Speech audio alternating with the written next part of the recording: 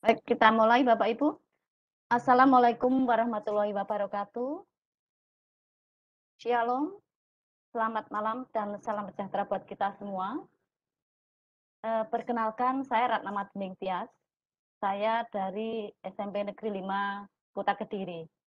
Bersyukur malam ini Gelora Jatim bisa melaksanakan kegiatan Sikon edisi ke-31, yang mana kegiatan ini difasilitasi oleh PSMK dan IGI. Terima kasih kepada Bu Umi Tira Lestari yang selalu mendampingi dan memotivasi kita untuk terus berbagi ilmu. Terima kasih juga kepada rekan-rekan panitia Gelora Jatim, kepada rekan-rekan yang ada di panelis. Tak lupa juga dan yang lebih penting lagi adalah kehadiran dari Bapak Ibu yang ada di attendis. Kita malam ini akan belajar bersama seperti biasa. Kegiatan Gelora Jatim ini biasanya diadakan setiap 2 minggu sekali hari Jumat. Jadi mungkin bagi Bapak Ibu yang baru saja hadir malam ini, nanti untuk 2 minggu depan bisa ikut lagi, bergabung dengan kami lagi untuk mendapatkan ilmu yang lain. Malam ini sedianya yang menjadi moderator adalah Ibu Julia Widaus, namun karena ada sesuatu hal sehingga beliau tidak bisa hadir dan untuk posisi moderator digantikan atau dipercayakan kepada saya. Namun hari ini saya berbagi atau berganti tugas dengan Pak Ali Idris, ya, yang sejauhnya beliau adalah sebagai host. Namun malam ini Pak Ali Idris posisinya sebagai moderator yang nanti akan memandu jalannya kegiatan Sikon malam ini. Nah, Bapak Ibu, Pak Ali Idris ini ya, yang nantinya akan memandu kegiatan Sikon malam ini, beliau adalah dari SMA Negeri 1 Bantaran Probolinggo. Beliau termasuk salah satu moderator handal yang ada di Gelora Jatim ini. Nah, seperti biasa, kegiatan Sikon itu nanti akan dibagi menjadi 2 sesi, sesi materi, dan yang kedua adalah sesi tanya jawab. Untuk sesi tanya jawab nanti bisa dilaksanakan dengan 2 cara. Yang pertama yaitu Bapak Ibu bisa mengetik pertanyaannya di kolom chat, atau kalau Bapak Ibu menghendaki bertanya langsung, nanti caranya bisa mengeklik tanda atau gambar tangan yang ada di samping nama Bapak Ibu, dan nanti Pak Ali Idris selaku moderator akan membantu Bapak Ibu untuk berkesempatan bertanya kepada pemateri. Nah, malam ini kita akan belajar satu materi dari Bapak Ahmad Maki Hasan. Beliau adalah dosen dari UIN Malang. Dan materi yang akan kita pelajari malam ini adalah Digital Learning 4.0 dalam pembelajaran bahasa Arab. Nah, apa itu yang dimaksud dengan Digital Learning 4.0 dalam bahasa Arab? Langsung saja saya serahkan kepada Pak Ali Idris untuk memandu jalannya Sikon malam ini. Monggo Pak, disilahkan.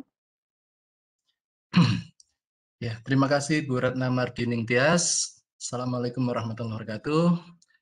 Selamat malam Bapak Ibu guru hebat semuanya. Alhamdulillah malam ini kita berjumpa kembali dalam acara webinar Gelora Jatim edisi 31, yang mana saya ditemani malam ini dengan Bapak Ahmad Maki, dosen FTIK mungkin ya ini, FITK, UIN Maulana Malik Ibrahim Malang. Nah, malam ini kita akan belajar mengenai Digital Learning 4.0 dalam pembelajaran bahasa Arab. Ya, untuk segera kita menyimak bersama materi ini yang menarik ya, bahasa Arab. Nah, ini dengan pemateri kita Bapak Ahmad Maki Hasan. Mari kita untuk selanjutnya kami serahkan kepada Bapak Ahmad Maki Hasan waktu dan kesempatannya untuk dipersilahkan. Silakan Pak Ahmad. Baik, terima kasih. Assalamualaikum warahmatullahi wabarakatuh. Waalaikumsalam warahmatullahi wabarakatuh. Bismillahirrahmanirrahim. Alhamdulillahirabbil alamin.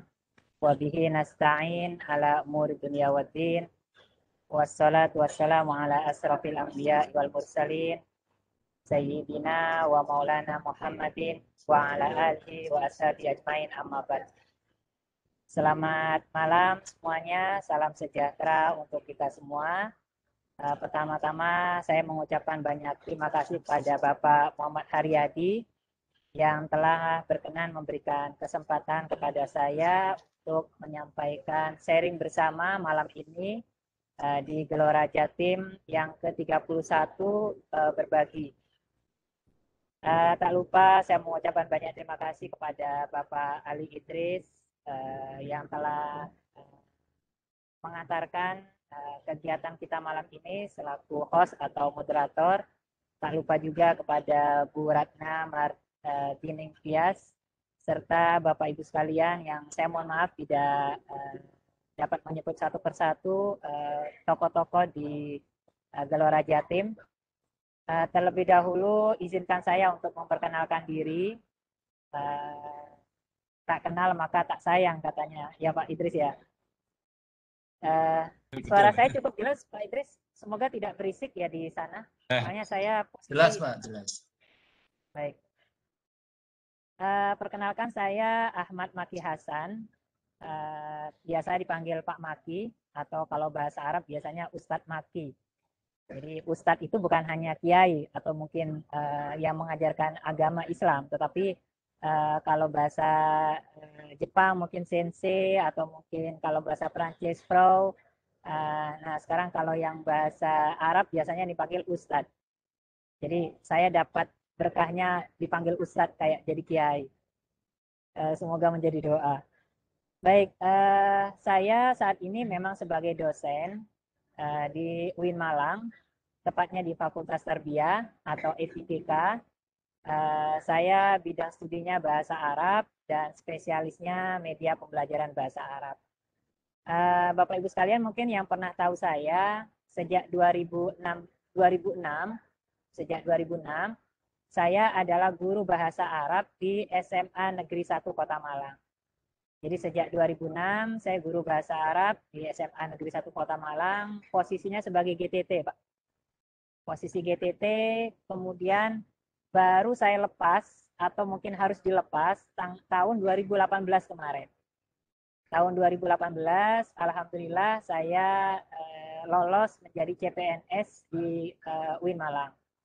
Sehingga sejak 2006 sampai 2018 saya guru bahasa Arab di SMA Negeri 1 Malang.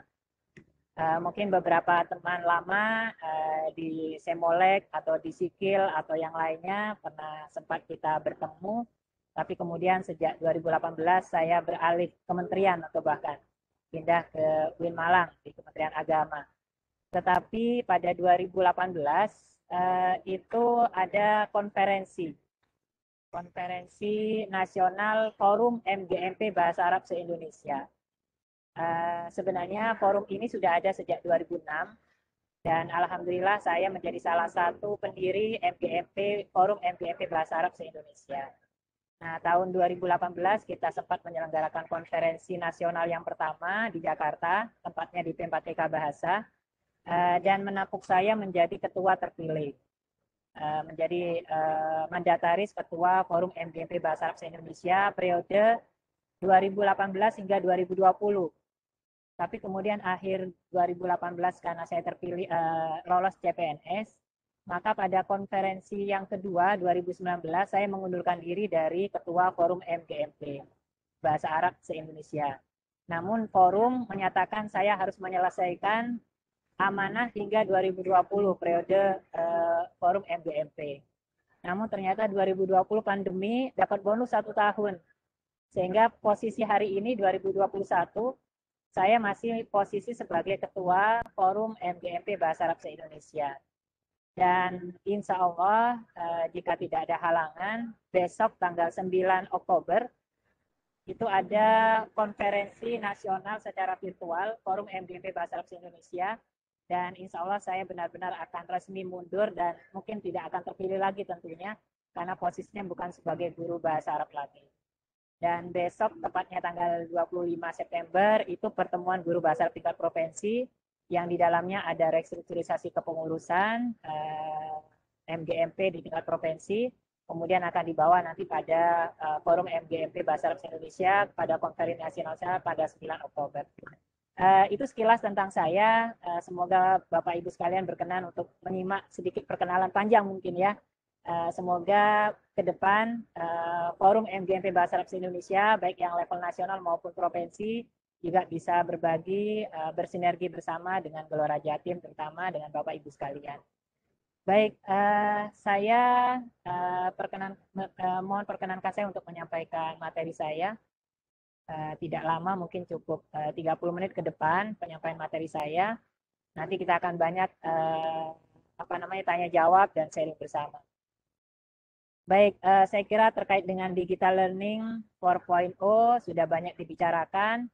Nah, ini ada sedikit khas, mungkin Bapak Ibu ingin mencoba melihat bagaimana sebenarnya konsep dan pengembangan pembelajaran bahasa Arab dengan berbasis digital learning 4.0. Sekilas Bapak Ibu sekalian, ini nama saya Ahmad Maki Hasan, tadi sudah diperkenalkan oleh Pak Ali Idris. Saya dipanggil Ustadz Maki. Maki itu kalau dalam Al-Quran ada surat Makkiyah dan surat Madaniyah. Kalau surat Makkiyah itu mudahnya diturunkan di Mekah ketika Rasulullah atau Nabi Muhammad masih di Mekah, dan surat Madaniyah itu ketika Nabi Muhammad sudah hijrah ke Madinah. Nah, karena alhamdulillah saya lahirnya di Mekah Bapak Ibu. Saya lahirnya di Mekah sehingga ayah ibu saya menamakan saya Maki. Jadi ayah ibu saya pernah mukim di Saudi, di Mekah tepatnya, pernah bekerja di atas haji di bawah Kemenlu. 10 tahun lamanya punya anak saya dan adik saya.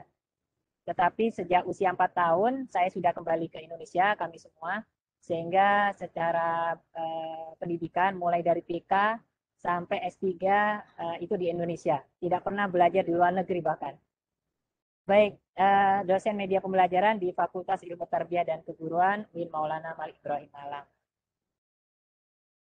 Saya membagi materi saya, Bapak Ibu sekalian, ada 3 item.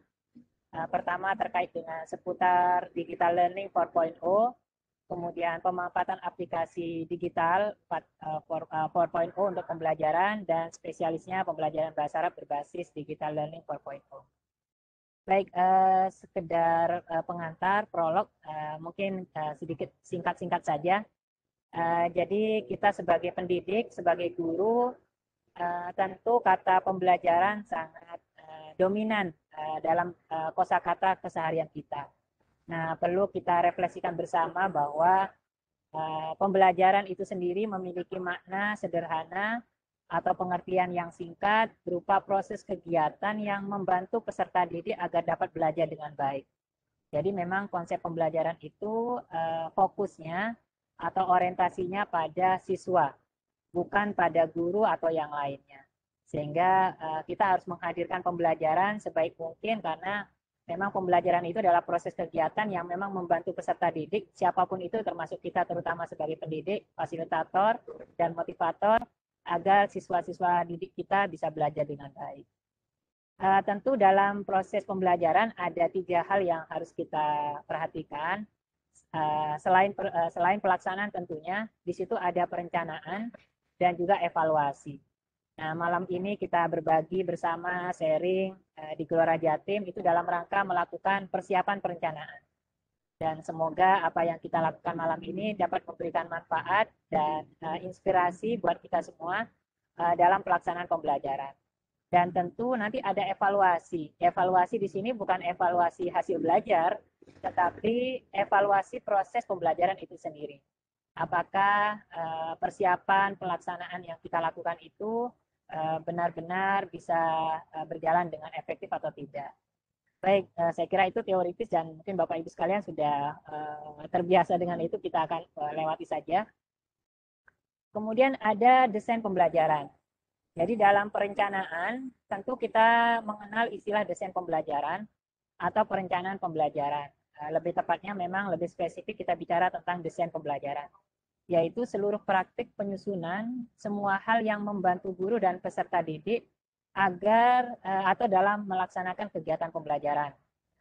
Mulai dari menyiapkan kurikulum, menyiapkan silabus, menyiapkan RPP, atau menyiapkan bahan ajar, menyiapkan strategi, menyiapkan media, dan itu semua bagian dari desain pembelajaran yang harus kita lakukan sebelum benar-benar kita melaksanakan proses pembelajaran, baik itu secara langsung hari ini, atau mungkin tatap muka terbatas, atau bahkan secara daring, atau bahkan mungkin blended atau hybrid learning. Kemudian yang perlu kita perhatikan dalam mendesain pembelajaran itu ada beberapa komponen. Mulai dari tujuan, tentu kita juga harus mengenal karakteristik peserta didik, analisis materinya, strategi, dan hasil evaluasi hasil belajarnya. Nah, ini tentu harus kita perhatikan dari masing-masing poinnya. Tidak boleh kita hanya fokus pada salah satu saja. Misalnya hanya fokus pada evaluasi, bagaimana kita membuat evaluasi hasil belajarnya. Atau hanya memperhatikan karakteristik peserta didik saja, atau hanya memperhatikan materi saja, atau memperhatikan strateginya. Nah, 5 hal ini harus kita benar-benar perhatikan agar bersinergi, sehingga pembelajaran dengan model apapun, secara daring, luring, blended, hybrid, tatap muka terbatas, atau dengan model berbagai apapun, dapat terlaksana dengan baik. Kembali ke awal tadi, proses di mana kegiatan yang dapat membantu peserta didik agar dapat belajar dengan baik. Kemudian kita akan belajar banyak tentang digital learning itu adalah berhubungan dengan media pembelajaran. Jadi media pembelajaran itu sedikit berbeda konsepnya dengan sumber belajar. Walaupun ada hubungan erat antara sumber dan media. Media pembelajaran itu adalah segala sesuatu yang secara real benar-benar dimanfaatkan untuk keperluan pembelajaran. Sedangkan segala sesuatu yang dapat dimanfaatkan, walaupun tidak dihadirkan dalam kegiatan pembelajaran, maka itu semuanya bisa disebut sebagai sumber belajar. Oleh sebab itu, dunia dan seisinya, alam semesta ini, termasuk kita dan peserta didik, itu adalah sumber belajar. Namun ketika kita kemas sumber belajar yang ada itu dalam sebuah kegiatan pembelajaran, maka beralih menjadi istilahnya media pembelajaran. Termasuk digital learning 4.0 yang akan kita bawa, bagaimana digital learning 4.0 ini kita ajak atau kita bawa dalam kegiatan pembelajaran, terutama pembelajaran bahasa Arab. Maka dia akan menjadi bersifat media pembelajaran. Karena media pembelajaran, maka ada ada ragam jenisnya, ada ragamnya, ada jenisnya. Jenis media pembelajaran yang paling dasar, yang paling awal, itu adalah teks. Teks ini tentu secara tersurat. Teks itu berarti adalah huruf atau bacaan. Tetapi teks di sini bisa bermakna macam-macam, bermakna luas.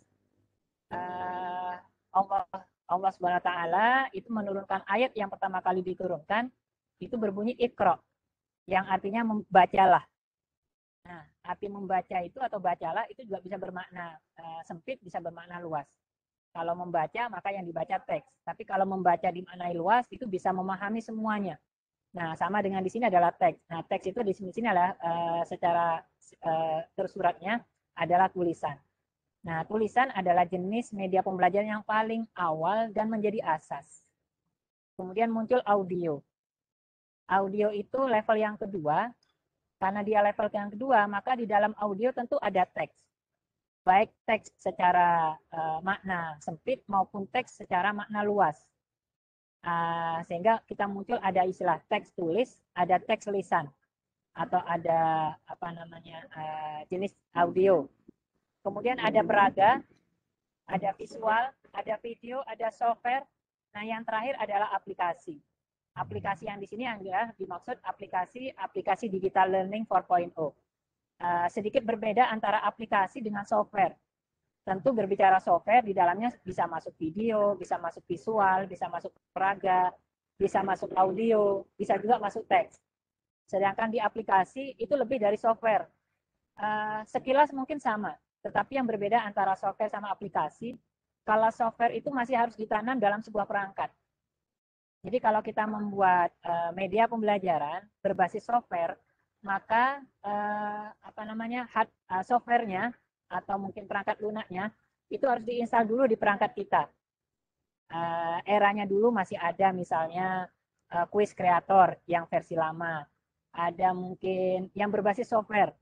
Nah, sekarang sudah tidak tren yang berbasis software, mengarah kepada yang berbasis aplikasi atau digital learning 4.0.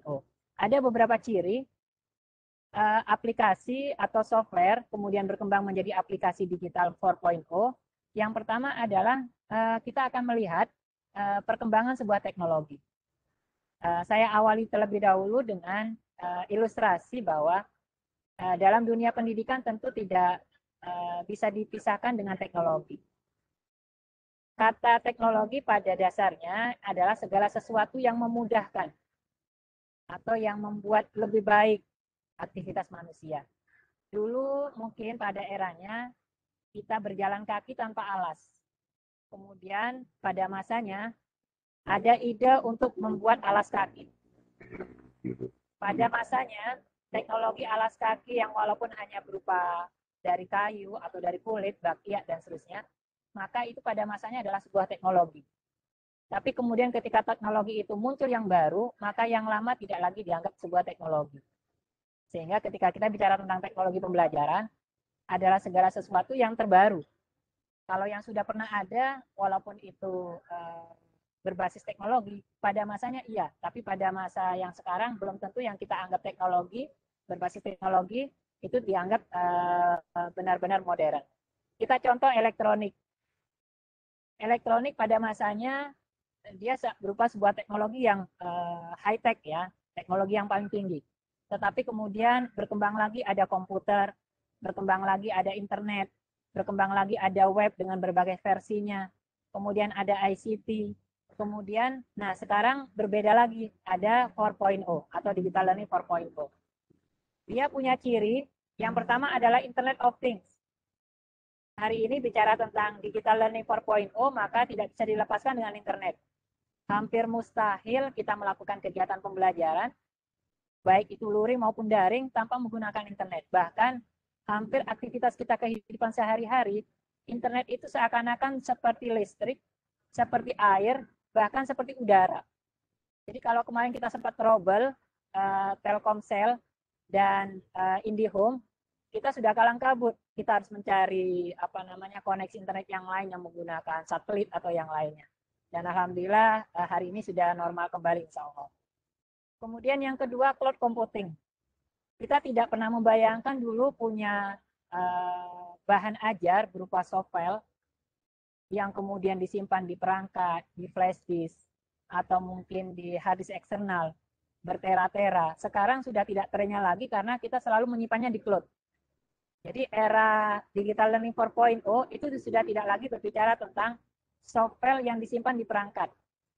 Kalau dulu kita masih mengenal menyimpan kontak person HP, nomor HP itu di perangkat atau di SIM card, sekarang semuanya pasti menyimpannya di akun atau di cloud. Yang ketiga adalah big data.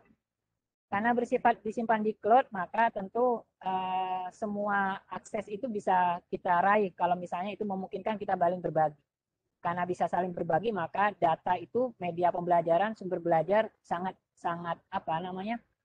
banyak sekali, asal kita bisa mengaksesnya. Yang terakhir adalah artificial intelligence. Kalau dulu pada masanya orang belajar itu harus sorogan. Sorogan itu satu ustadz sama satu murid. Satu murid sama-sama satu ustadz. Selesai sama satu ustadz, baru sama ustadz yang lain, sama kiai yang lain. Kemudian waktu nggak mencukupi, kemudian muncullah ada semacam ujian. Ujian yang bersifat bersama, tulis tangan. Karena nggak mungkin kita menggunakan langsung tanya jawab, interview, wawancara. Satu persatu ditanyai kemampuan siswanya, nggak mungkin sekarang. Kemudian ada isian soal. Kemudian tidak mengatasi karena saking banyaknya peserta didik, tidak bisa kita koreksi satu-satu, maka dibuatlah soal yang multiple choice, pilihan ganda. Tidak sempat koreksi satu persatu, muncullah scan. menggunakan pensil 2B. Tidak tidak puas juga, kemudian muncul sekarang online test atau tes berbasis komputer atau ICT dan IBT. Nah, itu semua adalah berbasis artificial intelligence. Bahkan nanti akan saya tunjukkan ada soal yang kita buat berupa soal bukan pilihan ganda, bukan benar salah, tetapi uraian atau jawaban singkat, tetapi langsung dikoreksi otomatis oleh artificial intelligence, oleh kecerdasan buatan. Dan ini juga berlaku dan bisa dikembangkan untuk bahasa Arab. Nah, 4 ciri itulah yang kemudian masuk dalam sebuah aplikasi yang berbeda dengan software. Kalau dulu ada software yang tidak seperti yang tadi kita bayangkan, maka dia masih berbasis software. Tapi kalau sudah berbasis Internet of Things, kemudian cloud computing, kemudian big data dan artificial intelligence, maka itu yang disebut sebagai aplikasi digital learning 4.0. Nah, itu yang disebut sebagai pembelajaran masa kini. Sebenarnya Bapak Ibu sekalian, sekarang sudah muncul istilah baru, namanya Super Smart Digital Learning 5.0. Super Smart Digital Learning 5.0. Tapi nanti mungkin kita akan sharing bersama di lain kesempatan. Baik, Bapak Ibu sekalian, saya kira sudah terbiasa dengan aplikasi ini, aplikasi barcode. Nah, saya sudah menyiapkan barcode ini untuk mendownload materi saya malam ini, Bapak Ibu sekalian. Kalau dulu butuh barcode scanner, harganya mahal, HP ternyata sudah bisa digunakan untuk barcode. Jadi Bapak Ibu yang posisi sekarang pegang HP, ada aplikasi barcode scannernya, saya persilakan untuk mengunduh materi saya, materi malam ini di aplikasi ini. Saya kasih waktu 1-2 menit, Bapak Ibu silakan untuk men-scan barcode ini, kemudian di-download. Jika kesulitan dilewati saja, nanti kita akan bantu untuk sharing materinya dengan media yang lain. Kemudian Bapak Ibu sekalian, saya menyiapkan barcode yang kedua. Ini sengaja saya buat WA group khusus yang saya buat agar kita bisa bersilaturahmi dengan saya secara pribadi. Nah, Bapak Ibu sekalian yang berkenan untuk bergabung dengan WA group yang saya buat, silakan untuk men-scan barcode ini, maka otomatis nanti akan bergabung di WA group yang saya buat. 1-2 orang mungkin bisa bergabung sebagai contoh atau simulasi bagaimana kegiatan digital learning 4.0 itu sudah biasa kita lakukan. Baik, sambil saya mau cek yang sudah bergabung di WA group yang saya buat. Ini baru 1 orang yang bergabung. Ada 2 orang, tapi tidak ada nama. Siapa namanya ya? Tidak muncul nama. Ada 3 orang, 4 orang. Ya, baik. Nanti selanjutnya kita bisa berbagi link di WA group yang sudah bergabung. Bapak Ibu sekalian, jika berkenan silakan bergabung. Jika tidak, mungkin besok-besok bisa meninggalkan WA grupnya juga. Baik, kita lanjutkan. Yang kedua adalah Google Form. Saya kira Google Form itu sederhana memang, karena berupa form online, formulir online, tapi kemudian Google Form itu berkembang terus dengan fitur-fiturnya. Maka kemudian dengan Google Form ini bukan hanya kita bisa membuat soal atau latihan atau aktivitas yang lain, tapi kami mengembangkan di bahasa Arab di MGMP ada yang kami sebut sebagai at-tadribat al-lughawiyah al-arabiyah atau latihan mandiri bahasa Arab. Nanti akan saya tunjukkan beberapa contohnya. Nah, di dalam file ini berupa file PDF itu ada angka-angka. Jadi ada materi 1 sampai materi 100. Nah, ketika Bapak Ibu sekalian nanti ketika saya memberikan linknya atau memberikan file PDF-nya di WA Group, maka Bapak Ibu sekalian bisa membuka file PDF-nya ini. Maka ketika diklik angka 1-nya akan mengarah ke Google Form yang pertama. Kalau diklik angka 2, maka mengarah linknya ke Google Form yang kedua. Nah, di dalam Google Form masing-masing 1 sampai 100, ini sampai 100 serinya, itu di dalamnya semacam LMS, semacam Learning Management System, tapi kita sebut sebagai Learning Management System alternatif. Dia bukan seperti LMS yang lumrah, seperti Moodle, bukan seperti Edmodo, bukan seperti Google Meet, bukan seperti yang lain, tapi LMS alternatif. Di dalam Google Form itu sudah ada isian biodata siswa, atau peserta atau pengguna. Kemudian di dalamnya ada petunjuk, di dalamnya ada materi, di dalamnya ada latihan, di dalamnya ada evaluasi, bahkan di dalamnya ada respon feedback. Dan itu kita kembangkan sudah kurang lebih setahun lewat, dan hingga malam ini sudah ada sekitar hampir 50.000 peserta yang bergabung di sini, dan rata-rata adalah siswa yang belajar bahasa Arab, baik mulai dari level MI dan sederajat hingga SMA, bahkan mahasiswa di perguruan tinggi. Nanti Bapak Ibu bisa mencoba, walaupun bahasa Arab, coba saja ikuti alurnya, anggap saja paham, tetapi Bapak Ibu bisa mengambil inspirasi atau bahan dari bagaimana kita mengembangkan aplikasi ini. Baik, yang ketiga ada Sokratif, Bapak Ibu sekalian.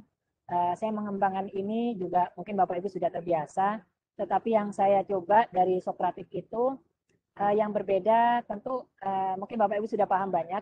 Sokratif memang bisa menjawab soal uraian atau jawaban singkat. Nah, termasuk bahasa Arab. Nah, ini contoh soal yang kita buat dalam bahasa Arab.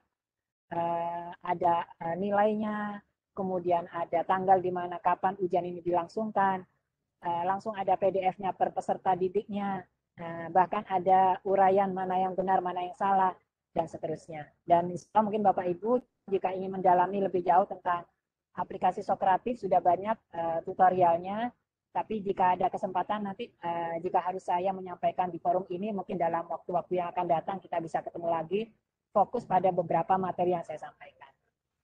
Baik, yang berikutnya Kahoot, saya kira sangat familiar. Bapak Ibu sekalian, ini beberapa materi yang saya kembangkan. Bapak Ibu kalau sudah terbiasa menggunakan Kahoot, ketik saja di keywordnya, di Kahoot-nya, nama saya, Ahmad Maki Hasan, kecil semua tanpa spasi. Maka di situ akan muncul ribuan Kahoot yang saya kembangkan, dan bahkan saya mengajak mahasiswa untuk mengembangkan bahan atau materi bahasa Arab di Kahoot.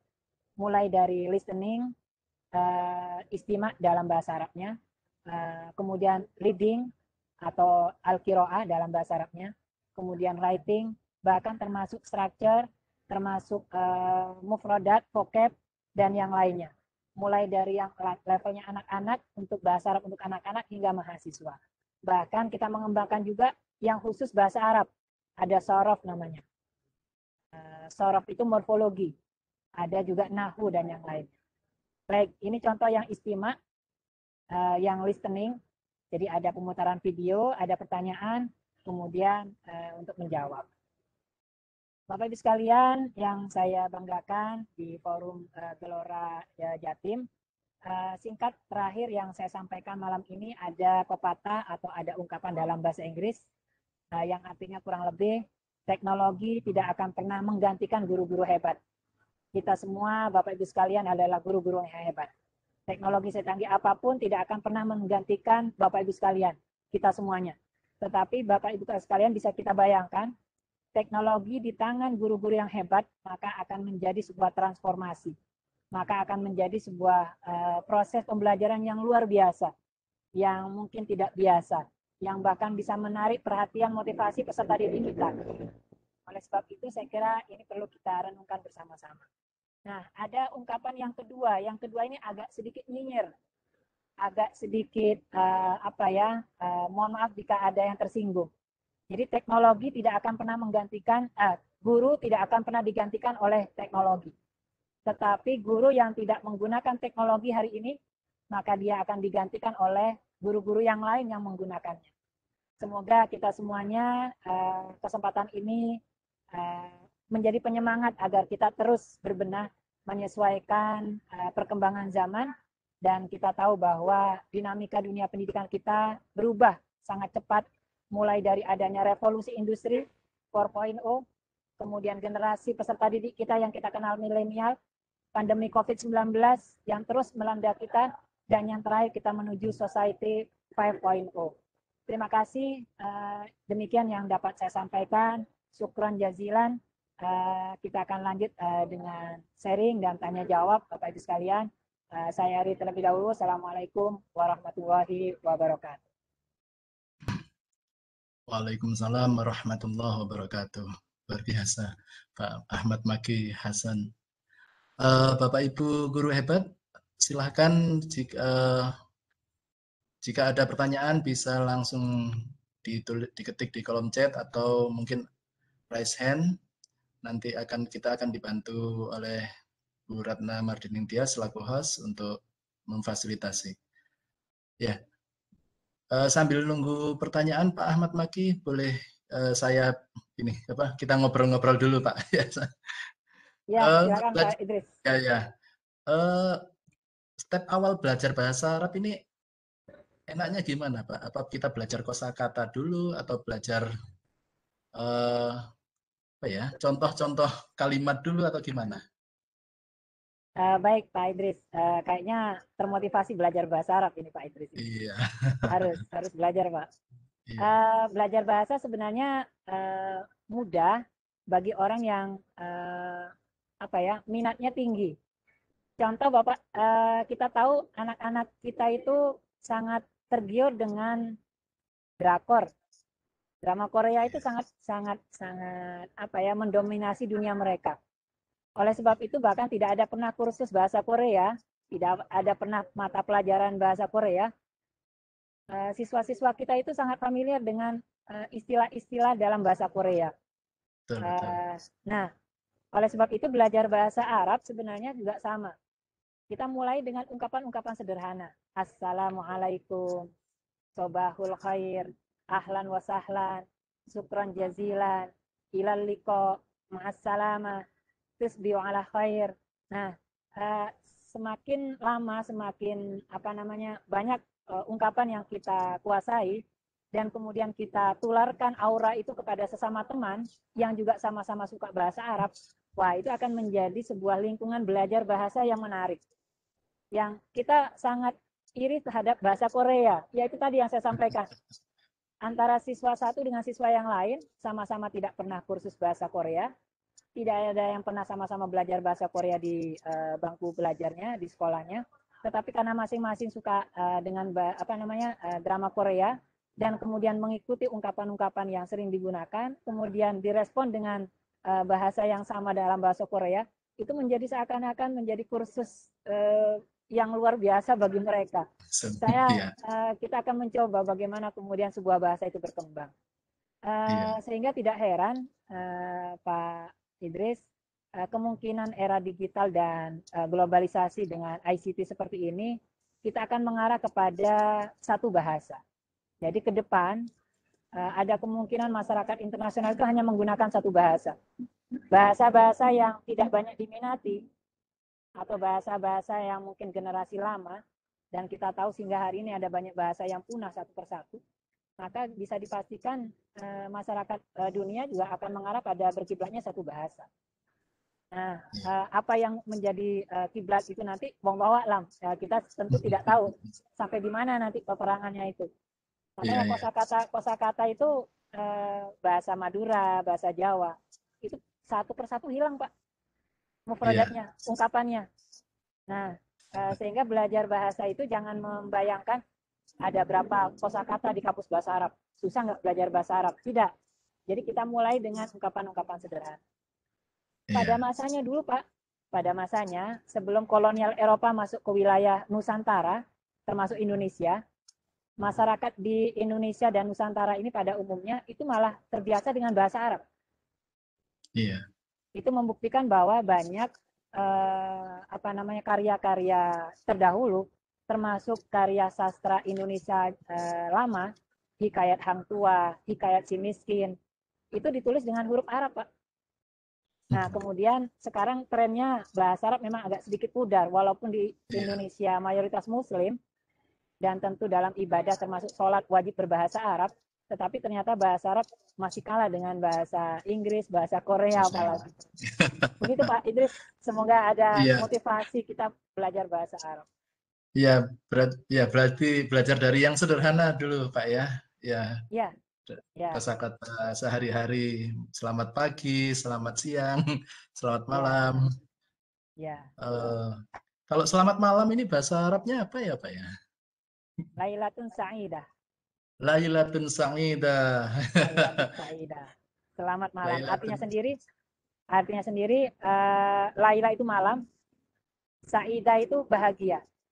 Lailatun Tapi sa'idah. ungkapannya menjadi Lailatun Sa'idah. Ya. Kalau ada orang yang bilang Lailatun Sa'idah, ada orang yang mengatakan Lailatun Sa'idah, responnya Sa'idatun Mubarakah. Sa'idatun Sa'idatun mubarakah. Ya. Mubarakah. Lailatun Sa'idah artinya malam yang bahagia.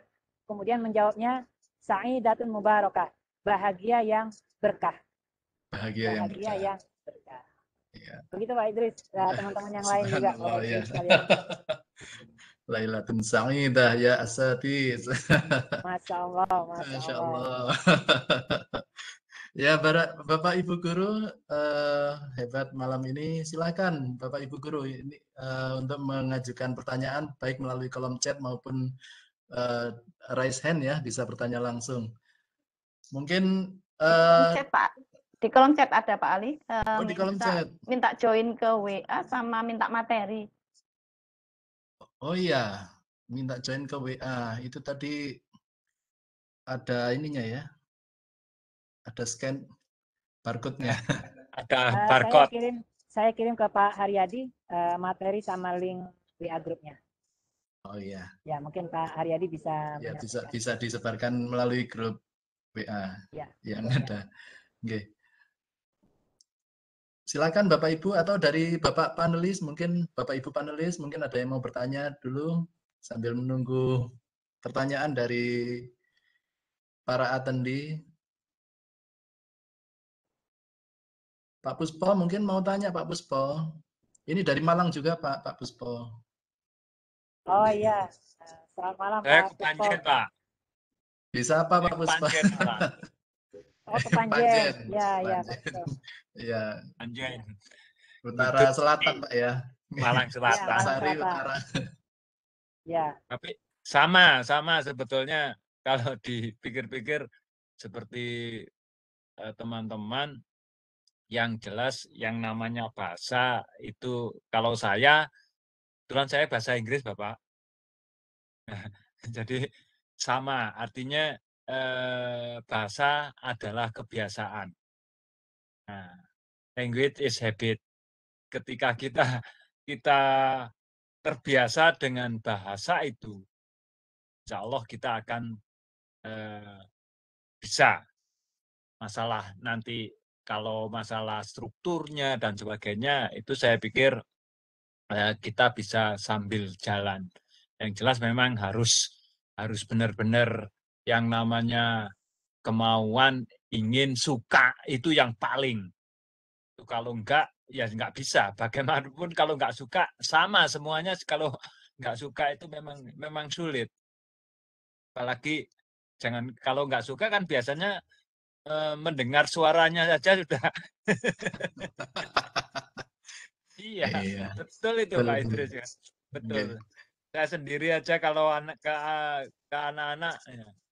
Saya pikir kalau masalah bahasa semuanya, jangankan sampai kadang-kadang saya juga iri. Ketika mungkin kalau saya irinya dengan anak-anak ya sama, mungkin yang Korea mereka malah dua bahasa kalau saya pikir. Bahasa Korea dan bahasa Inggris. Bahasa Korea itu kan biasanya banyak juga dicampur dengan bahasa Inggris karena Korea bahasa Inggrisnya bagus-bagus seperti itu. Sampai menerjemahkannya saja mereka cari yang Korea bahasa Inggris. Tapi disuruh mengerjakan tugas, ampun. Nah ini memang kita memang harus memberikan satu motivasi yang luar biasa pada anak-anak, apalagi dengan kondisi yang seperti ini. Nah, jadi kalau menurut saya memang kita sebagai pendidik ya memang harus memberikan segala cara wis. Kalau berjuang wis pokoknya senjata opo ae kudu digawe. Biar mereka mendapatkan motivasi untuk belajar. Menurut saya seperti itu, Ustadz Maki. Ya. Ini Pak Puspo Andoko dari guru bahasa Inggris Pak Ustadz Maki dari Ya, salam Malang. kenal Pak Anjay. Puspo. Salam Eh, tapi memang menjadi luar biasa bagi orang-orang yang bisa multilingual ya Pak Puspo ya. Iya. Jadi, multilingual itu luar biasa. Apalagi kita tahu bahwa bahasa itu jendela dunia. Jadi kalau kita punya rumah, jendelanya hanya satu sisi jendelanya, maka kita hanya bisa melihat dunia itu dari satu sisi. Tapi kalau kita punya rumah, jendelanya lengkap, ada di kanan, kiri, depan, belakang, atau kita punya multilingual, maka tentu akan banyak informasi, dapat banyak hikmah yang kita dapat raih. Sehingga wajib bagi kita, makanya di Kemendikbud itu mensiarkan utamakan bahasa Indonesia, lestarikan bahasa daerah, dan kuasai bahasa asing. Nah, saya kira saya, Pak Puspo, termasuk Pak Idris, atau mungkin bapak-bapak ibu guru Ya, di sini, ya semuanya harus mencoba melakukan itu. Bukan masalah suka atau tidak suka, ini berarti. Kalau siswa mungkin masih pilihannya suka tidak suka. Tapi kalau kita, itu tadi, bahasa itu menjadi jendela dunia.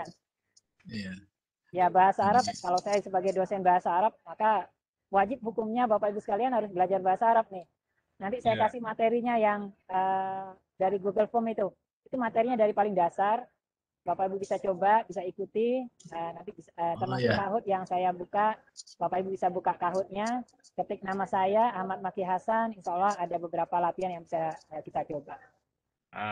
Ini ada pertanyaan Pak Ustadz Maki. Oh ya, ya. Dari Ibu Aminah Zen.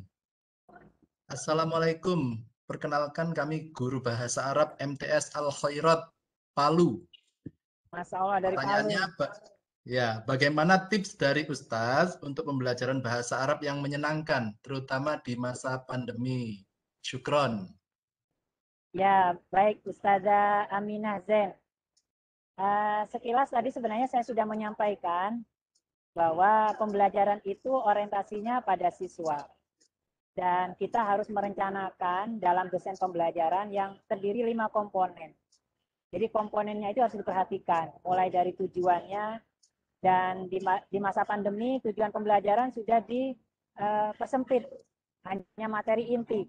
Oleh sebab itu harus kita perhatikan mana yang materi inti dan mana materi yang sekunder.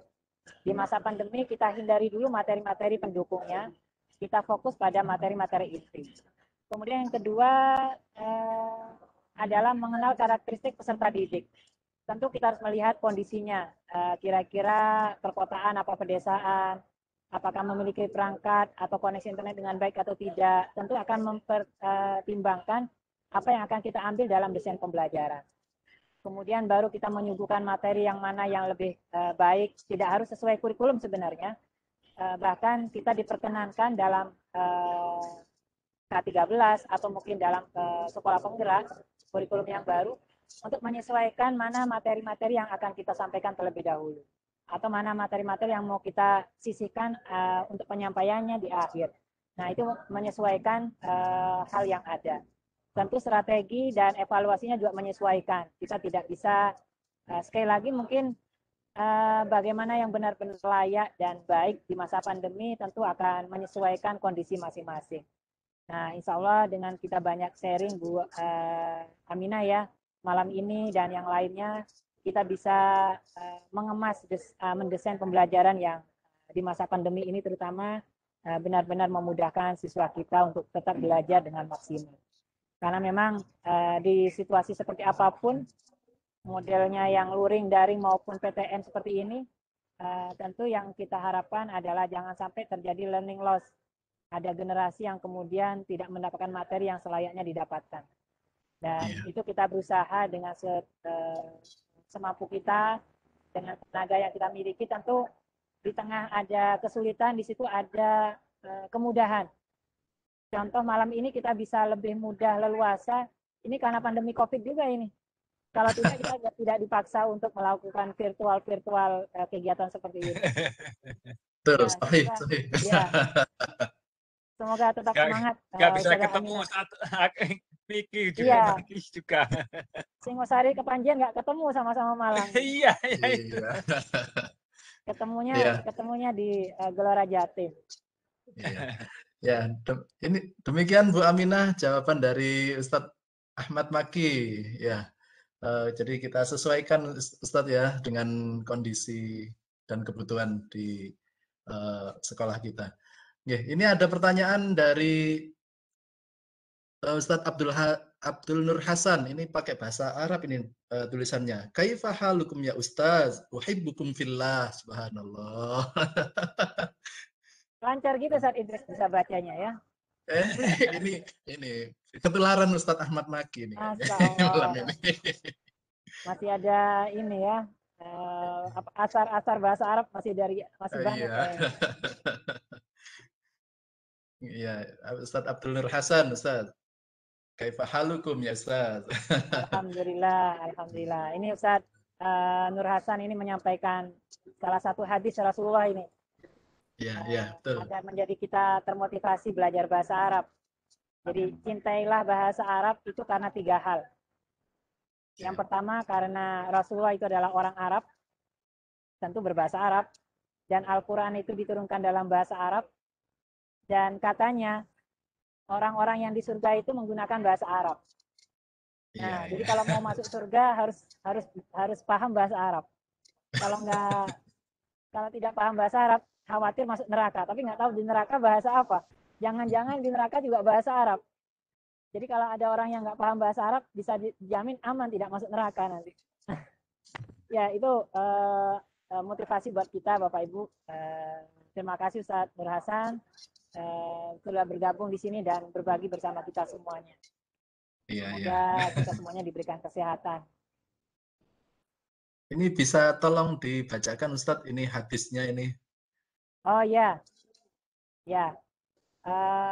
Ahibbu al-araba li salasin. Iya. Ahibbu al-araba li salasin. Cintailah bahasa Arab itu karena 3 hal. Li'anni arabi. Li'anni arabiyun. Karena saya, kata Rasulullah, itu orang Arab. Wal Qur'an arabiyun. Dan Al-Quran itu diturunkan dalam bahasa Arab. Wa kalamu ahlil jannah fil jannah arabi. Dan penduduk surga, di surga sana, itu menggunakan bahasa Arab. Iya. Hadis Rasulullah. Begitu Pak. Mungkin kalau enggak bisa bahasa Arab, mungkin otomatis mungkin Ustadz ya nanti. Iya. Di akhirat. Ada lagi dari Ustadz Abdul Hamis. Ya, ini menyapa. Sebentar Pak, itu saya sambung dulu. Oke, silakan. Kosakata bahasa Arab itu Pak Idris, kosakatanya itu 12 juta lebih. Kosakata bahasa Arab itu 12 juta lebih. Sedangkan bahasa Inggris itu kosakatanya tidak sampai 1 juta. Iya. Nah, bahasa-bahasa yang lain itu lebih sedikit lagi. Bahkan bahasa Indonesia itu tidak lebih dari hanya 200.000. Ada asumsi bahwa sebenarnya bahasa-bahasa di dunia ini hanya 1 bahasa. Pada awalnya memang 1 bahasa. Sampai akhir nanti 1 bahasa. Kembali ke akhirat nanti 1 bahasa. Yang mungkin kita boleh saya bilang adalah bahasa Arab. Hanya kemudian di dunia ini sukanya main-main, Pak.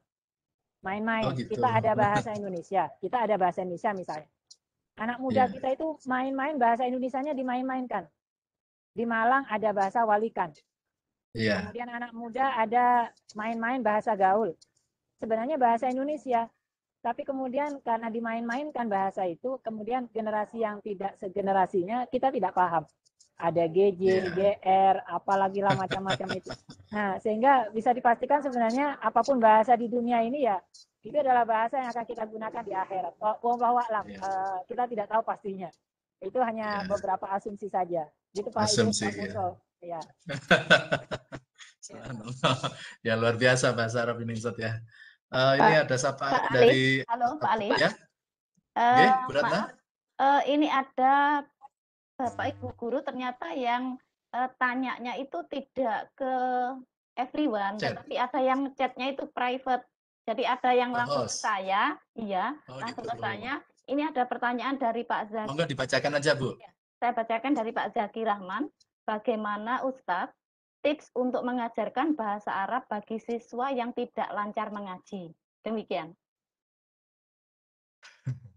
Baik, baik. Menarik sekali pertanyaan dari beliau. Terima kasih Bu Ratna sudah berkenan menyampaikan kepada saya. Saya teringat ketika saya mengajar di SMA.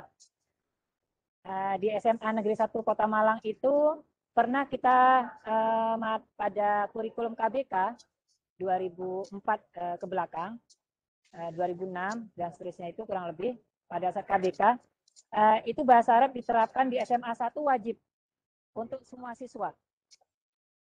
Jadi semua siswa wajib belajar bahasa Arab. Karena mungkin kepala sekolahnya juga dari UIN Malang, alumni.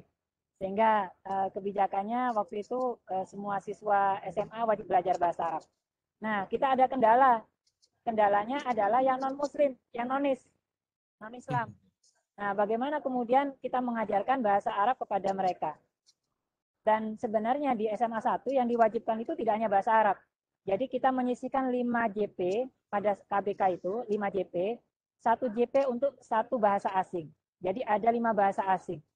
Jadi saya waktu itu bersaing dengan 5 guru bahasa asing untuk menarik motivasi para siswa. Nah, mereka mungkin sama, yang bahasa Jepang juga belum pernah belajar bahasa huruf kanji atau yang lainnya. Yang Mandarin juga begitu. Yang bahasa Arab sebenarnya saya sudah terbantu. Tapi yang malah terbantunya ini malah susah. Yang satu sudah pernah ngaji, sudah pernah tahu huruf Arab. Yang satu yang non-Islam malah belum pernah tahu. Nah, ini malah jadi kebingungan. Oleh sebab itu tentu kita harus melakukan matrikulasi dan pengelompokan akhirnya. Yang nonis itu kita kelompokkan pada jam tertentu dan kita mengajari dari awal huruf hijaiyah, cara menulisnya, nama-nama hurufnya. Seharusnya guru-guru bahasa Arab itu sudah terbantu karena semua siswa di Indonesia yang belajar bahasa Arab itu sudah belajar terlebih dahulu huruf Arab, bahkan sudah bisa ngaji. Bahkan belum pernah belajar formal di TK, di KB, mereka bahkan sejak 1 tahun, 2 tahun di rumahnya sudah diajari untuk belajar ngaji, yang muslim terutama. Nah, ini tentu menjadi modal bagi kita sebagai guru bahasa Arab, harusnya kita lebih baik bisa mengajarkan bahasa Arab karena startnya tidak lagi dari nol. Beda yang bahasa Jepang, teman-teman guru bahasa Mandarin, bahkan mungkin teman-teman guru bahasa Prancis walaupun menggunakan bahasa Jerman, sama-sama Latin, tapi dia ada beberapa huruf yang tambahan yang lain. Sehingga tentu kita harus punya skill, bahkan cara mudah. Saya sebenarnya punya toriko khusus. Namanya saya kasih nama toriko Abqori. Ini mengajarkan bahasa dari nol. Saya menyebut bahwa huruf Arab itu jumlahnya tidak 28. Saya menyebut bahwa selain 28, huruf Arab itu ada 29. Ada versi 30, ada versi 37 namanya huruf Arab tulis. Ada 57 versi huruf Arab namanya. Jadi ada satu huruf, simbolnya, dia punya nama lebih dari satu. Ada alif maksurah, ada alif mamdudah, ada alif zaidah, dan yang lainnya. Nah, ini Bapak Ibu kalau misalnya ingin mencoba mendalami bahasa Arab, kita akan siap insya Allah berbagi di lain kesempatan. Iya, Dan tentu dengan berbagai metode dan cara kita bisa pilih-pilih mana yang paling tepat yang bisa kita terapkan untuk siswa kita.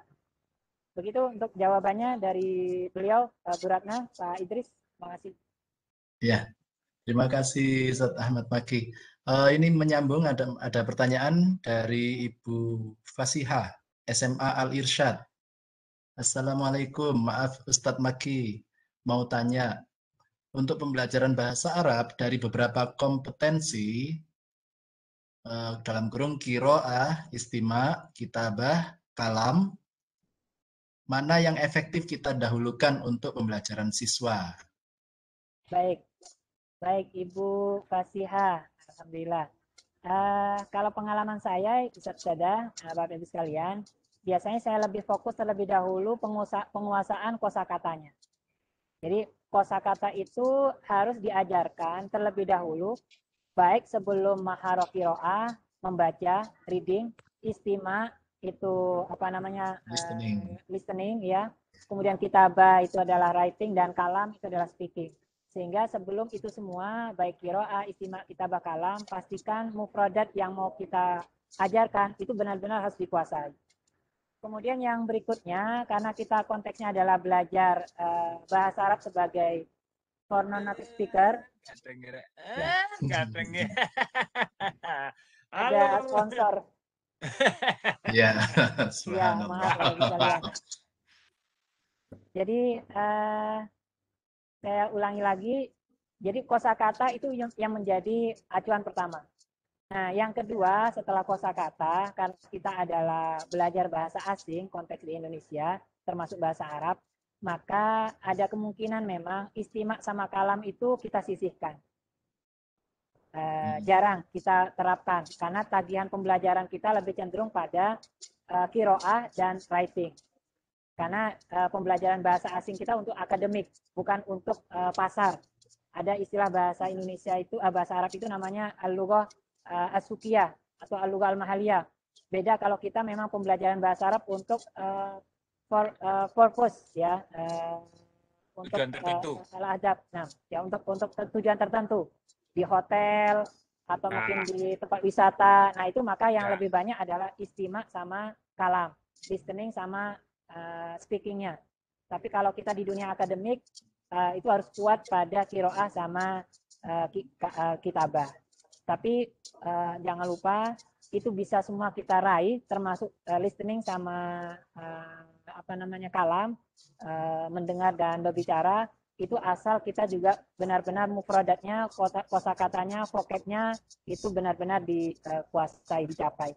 Oleh sebab itu di pembelajaran bahasa asing, bahasa Arab termasuk, apapun keterampilan bahasa yang mau kita ajarkan, maka selalu diawali dengan kosakata, vocab. Itu Bu Fasia, mungkin Pak Puspo bisa memberikan membantu, saya kira sama. Konteksnya bahasa itu sama mungkin. Ya, dimulai dari mufradat sama ya, terutama qiraah dan kitabah untuk akademik Ustaz ya. Ini menyambung pertanyaan, mungkin bisa minta tolong Bu Ratna, ada Ustadz Yusmin Muin, mau tanya langsung ini. Bu Ratna? Ya, siap. Saya carinya dulu. Pak Idris, kita mungkin maksimal jam 20.30 nggak apa-apa ya? Oh gitu. Oh, kalau ini jam 20.11 ya. Ya, masih ada 18 menit. Ya, kita bisa. Siap. Sudah, silakan Pak Yusmin. Terima kasih Ibu. Assalamualaikum warahmatullahi wabarakatuh. Waalaikumsalam warahmatullahi wabarakatuh. Salam hormat saya buat Ustaz Ahmad Makki. Ini saya terkait dengan bahasa Arab. Alhamdulillah ini sekian lama materi seputar bahasa Arab, baru malam hari ini saya dapat ikut kegiatan tidak seperti biasanya yang ketika ada kegiatan gelora Jatim itu selalu saja materi-materi yang lain. Barusan bahasa Arab ini alhamdulillah. Terkait dengan bahasa Arab ini sesuai dengan kurikulum yang berlaku di Indonesia itu, dan saya yakin bahwa seperti itu juga bahasa-bahasa asing lainnya, bahwa ada 4 maharat yang perlu dimiliki oleh peserta didik seperti yang disebutkan tadi itu. Walaupun Pak Ustaz Ahmad Makki menyebutkan bahwa 2 maharat yaitu kalam dengan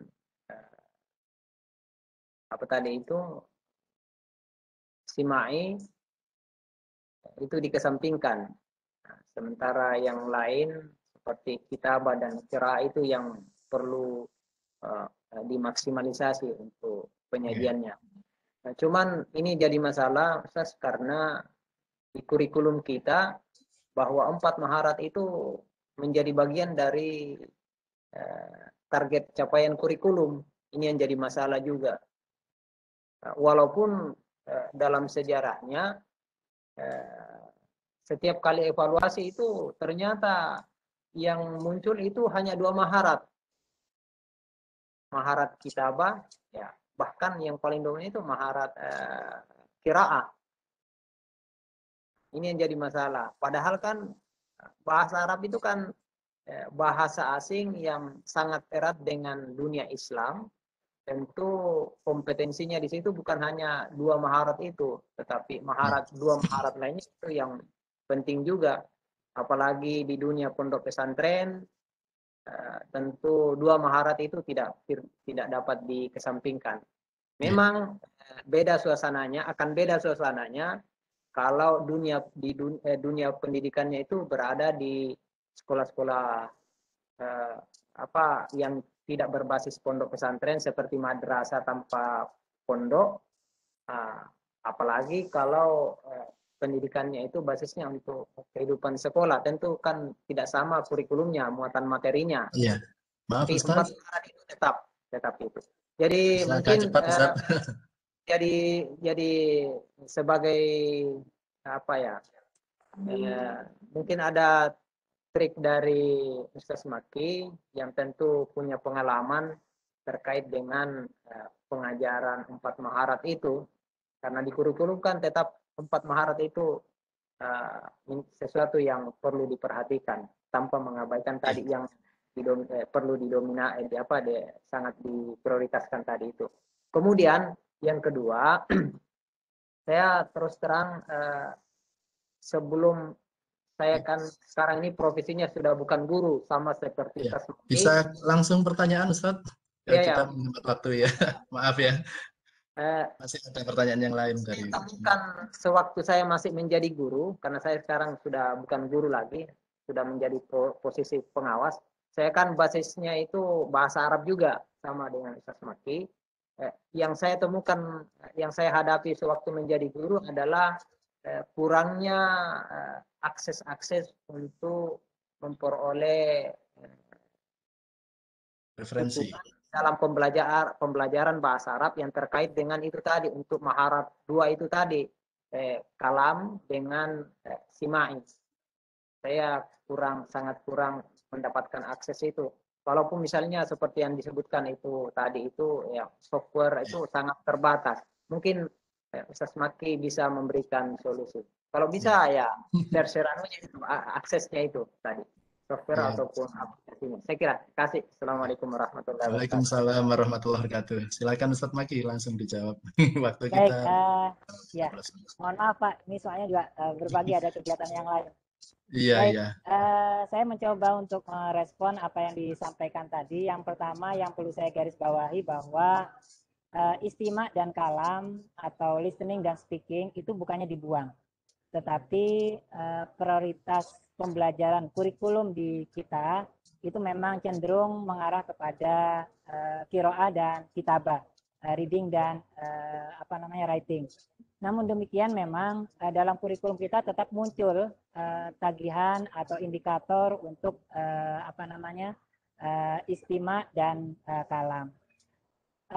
Berikutnya yang perlu kita perhatikan pula bahwa khususnya bahasa Arab, kurikulum di Indonesia itu ada 3 macam.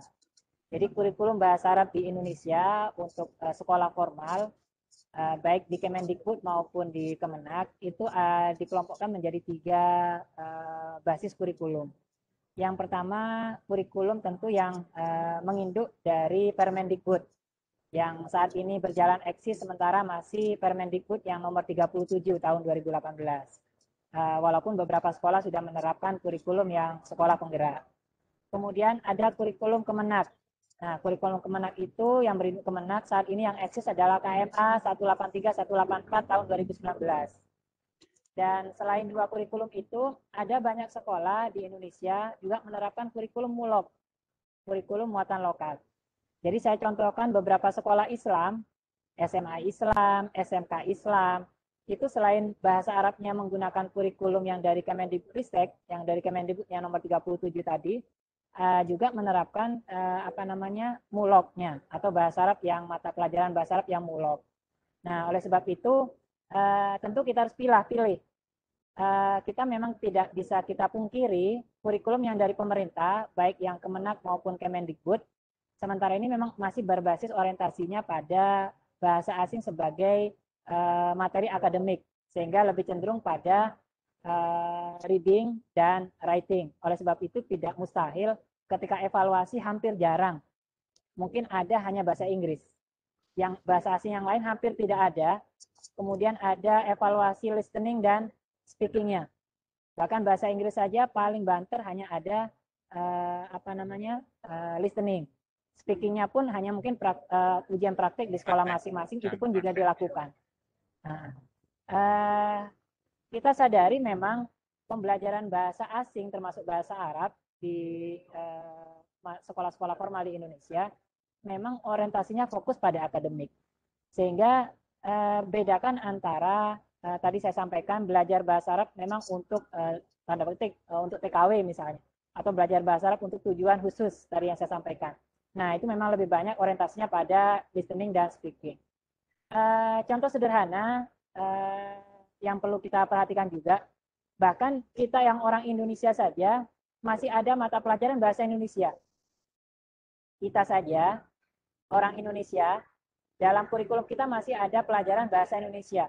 Bahkan itu ada sejak dasar hingga bahkan mahasiswa masih ada pelajaran bahasa Indonesia. Nah, tentu kita bisa pahami yang namanya belajar bahasa kan 4 maharah, 4 keterampilan. Tetapi sekali lagi, yang kita pelajari, yang kita fokuskan, pembelajaran bahasa Indonesia bagi kita di sekolah formal, bahkan di perguruan tinggi, itu fokus pada akademik. Hanya membaca dan menulis.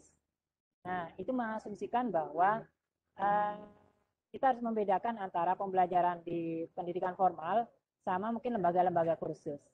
Jika lembaga-lembaga kursus, baik itu kursus untuk bahasa Inggris atau mungkin bahasa asing atau termasuk bahasa Arab, itu hampir semua kursus-kursus orientasinya, bukan bimbel ya. Kalau bimbel memang orientasinya pada akademik sesuai dengan pendidikan formal. Tapi kalau lembaga kursus itu memang orientasinya pada listening dan speaking. Bapak Ibu sekalian, sebenarnya dengan era digital ini kita sudah dimudahkan untuk bisa banyak mendengarkan atau mendapatkan sumber belajar listening atau istima. YouTube itu apa yang tidak ada dalam bahasa apapun, bahasa Arab ada. Mulai yang Fusha, yang model style Saudi, style Maroko, style Tunis, style yang mana pun ada.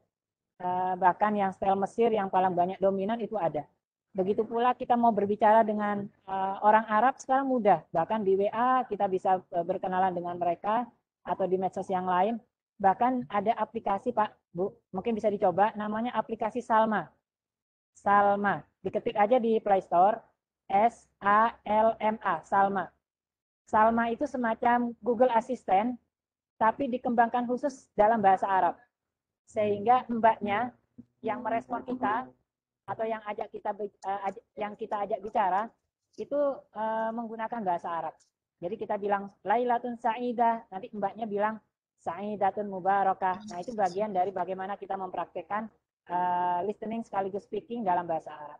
Nah, ada banyak aplikasi-aplikasi yang lain, kita nanti bisa sharing di kesempatan yang lain. Begitu dulu mungkin Pak Idris untuk jawaban yang bisa saya sampaikan. Terima kasih. Terima kasih Ustadz Ahmad Maki. Sebelum ini, mungkin ini antusias sekali, ada beberapa pertanyaan mungkin kita nggak sempat ini ya, berkaitan dengan waktu, masih ada 7 menit. Nanti saya rekap, saya masukkan di grup ini aja, di WhatsApp, tapi grup WA. Nah, mungkin bisa saya ini ringkas ini pertanyaannya. Dari beberapa pertanyaan ini ada yang mirip. Jadi bagaimana mengajarkan bahasa Arab untuk siswa ABK, terus ada juga kita nih guru matematika tapi pengen tahu bahasa Arab gimana caranya, terus ada juga gundul. Iya, pengen, terus ada yang backgroundnya juga biologi juga, bagaimana ini pengen bisa bahasa Arab ya. Nah, ini mungkin bisa dijawab lebih ringkas Ustadz berkaitan dengan ini waktu Baik. kita. Ya. Sekali lagi Bapak Ibu sekalian, saya mengucapkan banyak terima kasih atas sharing bersama, berbagi di sini malam ini. Hanya memang mohon maaf sedikit kita mengawali akhirnya nanti karena ada beberapa aktivitas yang harus saya selesaikan. Sekilas untuk menjawab pertanyaan dari Bapak Ibu sekalian yang sudah diringkas oleh Pak Idris. Pertama, belajar bahasa itu pada dasarnya mudah. Saya punya moto namanya Al-Arabiyah Sahlah. Al-Arabiyah Sahlah. Jadi saya kalau bilang Al-Arabiyah, keywordnya Al-Arabiyah, maka Bapak Ibu sekalian jawabannya, responnya sahlah. Sahlah. Sahlah. Nah, karena kita modelnya virtual, biasanya sering saya sampaikan, saya bilang Al-Arabiyah, saya bilang begini. Ini simbol, ya, ini bukan hati, bukan love, tapi Arab. Al-Arabiyah. Nah, ini keywordnya. Kemudian responnya sahlah begini. Sahlah. Kalau anak muda sangat suka ini, sahlah. Tapi artinya sahlah itu mudah. Kalau kita bilang mudah kan tangan kita begini. Ya. Nah, jadi kalau saya bilang Al-Arabiyah, sahlah. Oke. Baik, kalau sudah terbesit dalam benak kita bahasa Arab itu mudah, maka kita akan mencoba, akan melirik apa sih bahasa Arabnya selamat malam. Tadi Pak Idris bilang begitu. Nah, karena kita sudah tertarik, kita akan melihat video atau YouTube. Kayak apa sih orang kalau ngomong dalam bahasa Arab misalnya, dan seterusnya. Nah, semakin kita banyak mendengarkan orang berbicara dalam bahasa Arab, walaupun kita tidak paham, itu pada dasarnya kita sudah belajar. Contoh sederhana, anak kecil yang masih bayi, orang tuanya, ayah ibunya paham, tahu bahwa walaupun anak kecil itu diajak ngomong, nggak akan respon, nggak akan paham. Tapi semakin orang tuanya cerewet di kanan kirinya, maka semakin cepat anak itu bisa berbahasa. Kenapa? Karena orang tuanya kanan kirinya lingkungannya cerewet untuk diajak berbicara. Tapi kalau ada anak kecil sudah paham memang dia tidak bisa berbicara, dibiarkan saja tidak diajak bicara, maka usia 3 tahun, 4 tahun pun dia mungkin bisa jadi belum bisa berbicara. Nah, sama dengan kita kalau ingin menguasai bahasa Arab misalnya, maka kita harus biasakan. Bahkan kalau kita ingin menghafal Al-Quran katanya, tidak perlu kita menghafal. Bahkan tidak perlu kita yang lain. Cukup kita putar saja selalu MP3 ayat-ayat tertentu, MP3 atau recording surat-surat pendek, selalu kita perdengarkan secara istiqomah, terus-menerus. Pada satu saat nanti tanpa sadar kita ternyata bisa menirukan.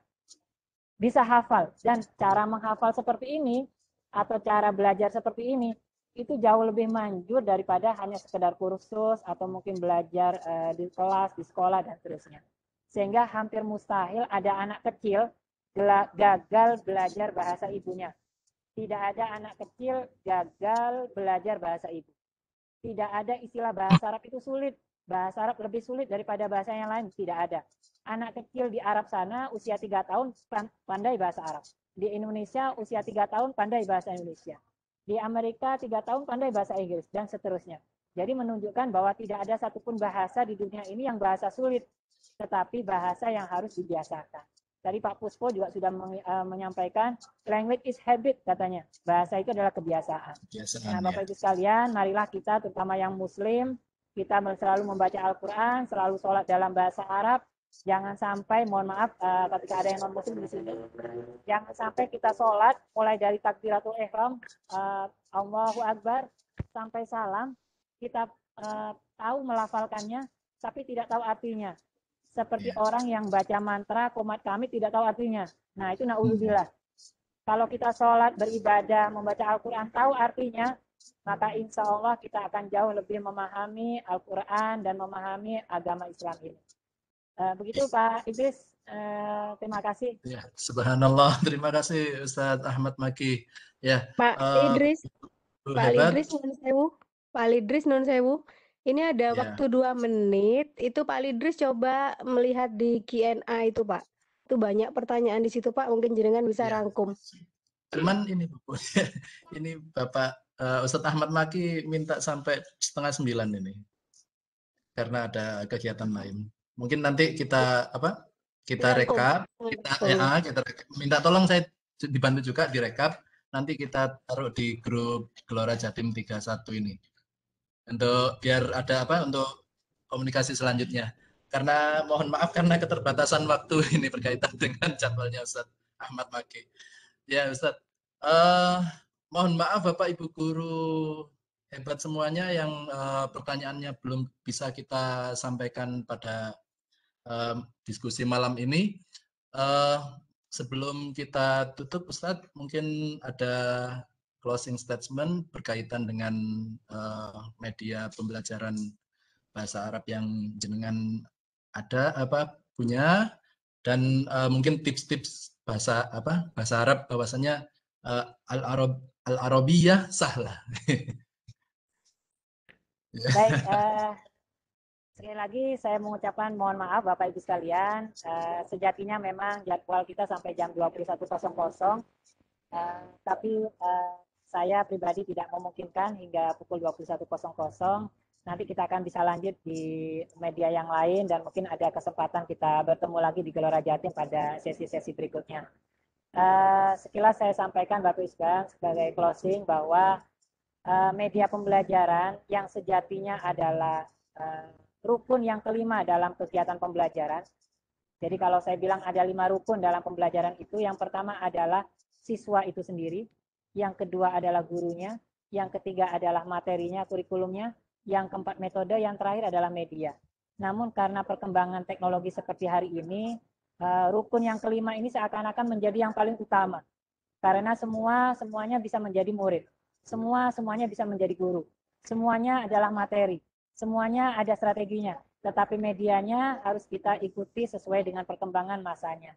Dan semoga dengan kegiatan kita malam ini dan mungkin kegiatan-kegiatan berikutnya akan menambah hazanah bagi kita bagaimana kita bisa memaksimalkan media pembelajaran, terutama digital learning 4.0, terutama dalam pembelajaran bahasa Arab. Tentu bahasa Arab sama dengan mapel-mapel yang lain, bukan berarti bahasa Arab itu adalah bahasa tradisional atau bahasa kolot atau materi-materi yang mungkin sekedar nahu, sorof, hafalan, tetapi bahasa Arab juga bisa dikemas dengan media-media pembelajaran terkini sama dengan mapel-mapel yang lain, bahkan mapel-mapel di luar bahasa. Jika bahasa Inggris, matematika, biologi bisa menerapkan teknologi terkini dalam media pembelajarannya, maka bahasa Arab juga bisa, bahkan lebih dengan era teknologi seperti ini. Semoga kita bisa dapat selalu berbagi dalam keadaan sehat walafiat, dimudahkan segala urusan, dan dapat mendidik siswa-siswa kita menggapai cita-citanya jauh lebih baik lagi. Kita tentu akan senang jika generasi yang ke depan, generasi anak bangsa akan lebih baik dari kita. Semuanya pandai bahasa Arab, semuanya pandai bahasa asing, semuanya pandai materi yang kita ajarkan. Dan itu adalah hari ini kita bagaimana mengajarkan atau menyampaikan materi itu. Jazakumullah khairan katsira wa syukran ala ihtimamikum. Ila liqa. Wassalamualaikum warahmatullahi wabarakatuh. Waalaikumsalam warahmatullahi wabarakatuh. Ila liqa. Jazakumullah khairan katsir. Demikian Bapak Ibu paparan dari Ustadz Ahmad Maki mengenai pembelajaran bahasa Arab. Luar biasa sekali. Semoga bisa menjadi awal atau trigger bagi kita untuk lebih semangat mempelajari bahasa Arab, karena bahasa Arab itu sendiri sebenarnya sudah bagian dari kita, khususnya kita yang muslim ya. Setiap hari kita sholat seperti yang disampaikan Ustadz Ahmad Maki. Bagaimana kalau kita tidak paham apa yang kita baca? Akan lebih baik kalau kita memahami bacaan sholat kita, sehingga sholat kita menjadi lebih khusyuk tentunya.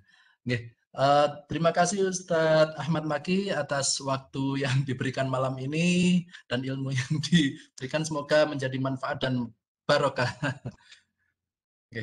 Untuk selanjutnya kami kembalikan kepada host, yaitu Ibu Ratna Mardining Tias. Baik, terima kasih Pak Ali Idris sudah mengawal kegiatan Vikon pada malam hari ini. Nah, secara khusus atas nama panitia, kami mengucapkan terima kasih yang tak terhingga kepada Bapak Ahmad Maki Hasan yang sudah berbagi ilmu begitu antusiasnya peserta bertanya sampai tadi ada beberapa yang mungkin belum bisa kami layani dengan baik. Nah, semoga ilmu yang disampaikan nanti barokah, bisa bermanfaat dan bisa diterapkan dan juga dikembangkan oleh teman-teman yang sedang belajar. Sekali lagi terima kasih kami ucapkan atas nama panitia.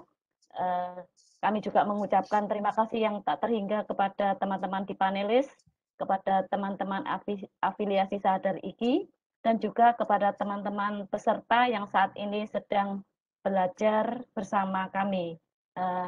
Atas nama panitia juga kami memohon kiranya suatu saat Bapak Ahmad Maki Hasan berkenan untuk hadir bersama kami kembali, belajar dengan tentu saja dengan materi yang lain. Terima kasih Bapak. Selamat malam kepada teman-teman semuanya dan saya akhiri. Wassalamualaikum warahmatullahi wabarakatuh. Waalaikumsalam warahmatullahi wabarakatuh. Baik, Bapak sekalian izin live dulu. Waalaikumsalam. Oke, terima kasih Ustaz. Jazakumullah. Matur nuwun, Ustaz. Matur nuwun, Ustaz. Terima kasih. Matur nuwun, Pak Maki.